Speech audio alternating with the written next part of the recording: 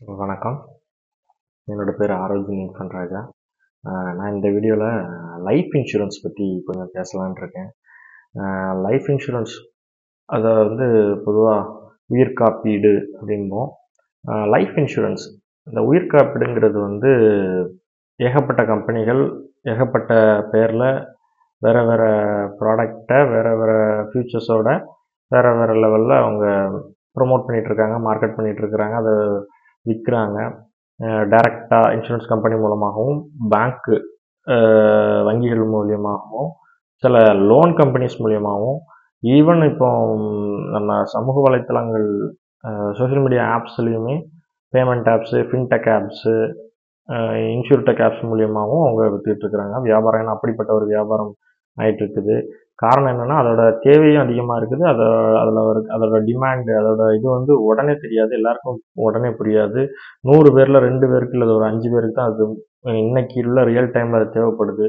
So life இன்சூரன்ஸுங்கிறது அதை பெருசாக யாரும் இது பண்ணிட விரும்ப மாட்டாங்க. காரணம் என்னென்னா அதில் நிறைய நம்ம ஸ்பெண்ட் பண்ண வேண்டியது இருக்குது அப்படின்லாம் ஒரு பழைய கால இது இருக்குது. இன்னும் வழி வழியாக அது தொடர்ந்துக்கிட்டு இருக்குது. லைஃப் இன்சூரன்ஸாக ஒரு காருக்கோ ஒரு பைக்குக்கோ கூட இன்சூரன்ஸ் போட்டுருவாங்க. ஆனால் தன்னோட உயிருக்கு யாரும் இன்சூரன்ஸ் போட மாட்டாங்க. காரணம் ப்ரைஸு, இன்னொன்று வருஷக்கணக்காக கட்டணும், அப்படி இப்படின்னு நிறைய பெரிய இந்தியாவோட முன்னணி நிறுவனமான ஒரு கம்பெனி ஆல்மோஸ்ட் 38 ப்ளஸ் 38, 39 இப்போ 40 கிட்ட இன்சூரன்ஸ் ப்ராடக்ட் வச்சுருக்குறாங்க.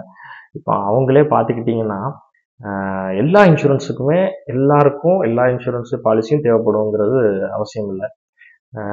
எல்லா இன்சூரன்ஸையும் நம்ம ஒரு சின்ன ஒரு சர்க்கிள்குள்ளே கொண்டு வந்துட்டோம்னா 2 டைப் தான் மொத்தத்தில் லைஃப் இன்சூரன்ஸ். ஒன்று டேர்ம் இன்சூரன்ஸ், இன்னொன்று என்டோமெண்ட் இன்சூரன்ஸ்.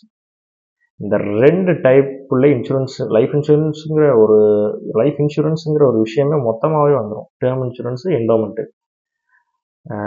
ரொம்ப சிம்பிளாக சொல்லணும்னா டேர்ம் இன்சூரன்ஸ்னால் இது எக்ஸ் அப்படிங்கிற ஒரு நபருக்கு இன்சூரன்ஸ் போட்டிருக்கிறோன்னா அவர் இறந்தால் அந்த ஃபேமிலிக்கு, அந்த நாமினிக்கு காசு இன்சூரன்ஸ் பணம் கிடச்சிரும்.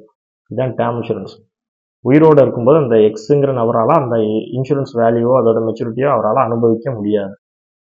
இது ஒரு டைப். இதுதான் பழைய காலத்து இன்சூரன்ஸ் டைப். என்டோமெண்ட்டுங்கிறது கொஞ்சம் அட்வான்ஸ்ட். என்ன, எக்ஸுங்கிற ஒரு நபர் ஒரு குறிப்பிட்ட காலம் வரைக்கும் இன்சூரன்ஸ் போட்டு அதை கட்டி முடிச்சிட்டார் நல்லபடியாக. அதோட பணம், அதாவது பலன் இருக்கு இல்லையா, பலன் என் ஃபேமிலிக்கு போக வேண்டாம், நானும் அனுபவிக்கணும் அப்படிங்கிற ஒரு இதோட ஒரு சுயநலத்தோட இது பண்ணக்கூடியது தான் இந்த என்டோமெண்ட் பிளான்ங்கிறது. அப்போ தானும் அனுபவிச்சுக்கிடணும், தன்னோட ஃபேமிலியும் நாமினியும் தன்னோட காலத்துக்கு அப்புறம் அதை அனுபவிச்சுக்கிடணும் அப்படிங்கிறது என்டோமெண்ட்.